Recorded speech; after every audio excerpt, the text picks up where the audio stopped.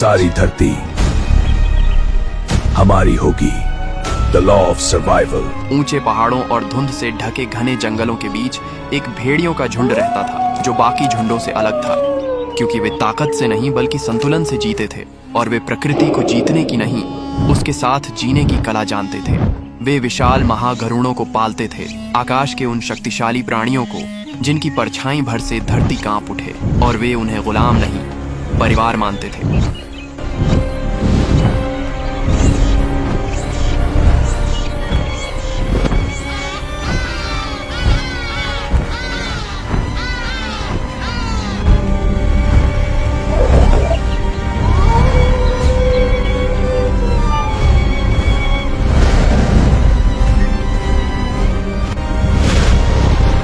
उसी झुंड में जन्मा था भैरव, तेज आंखों वाला, जिद्दी स्वभाव का, भीतर आग लिए हुए एक युवा भेड़िया जिसे खुद को साबित करना था।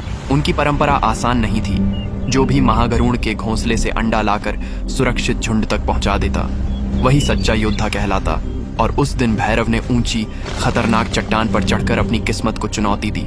घोंसले तक पहुंचते ही जब उसकी नजर उस अंडे पर पड़ी तो उसकी सांसों में गर्व भर गया, क्योंकि वह जानता था कि यह सिर्फ एक अंडा नहीं, उसकी पहचान है। लेकिन उसी पल आसमान गूंज उठा और एक विशाल महागरुड़ बिजली की तरह नीचे झपटी।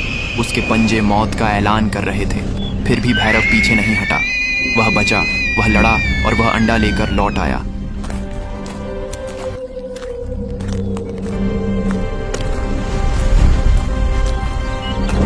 दिन बीते, अंडा फूटा और एक छोटा महागरुड़ जन्मा।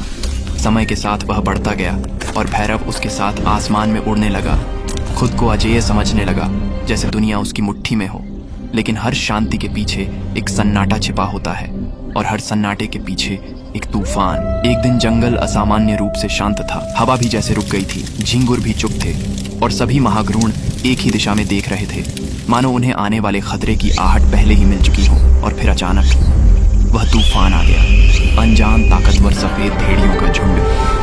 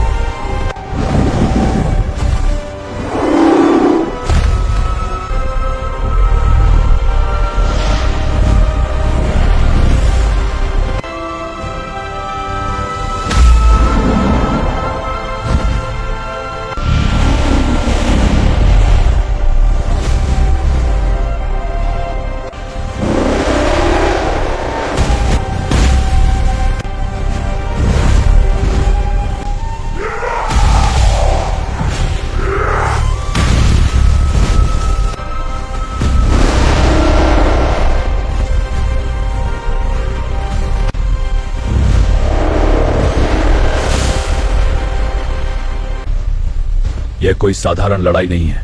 सफेद योद्धा पकड़ रहे हैं, मार नहीं।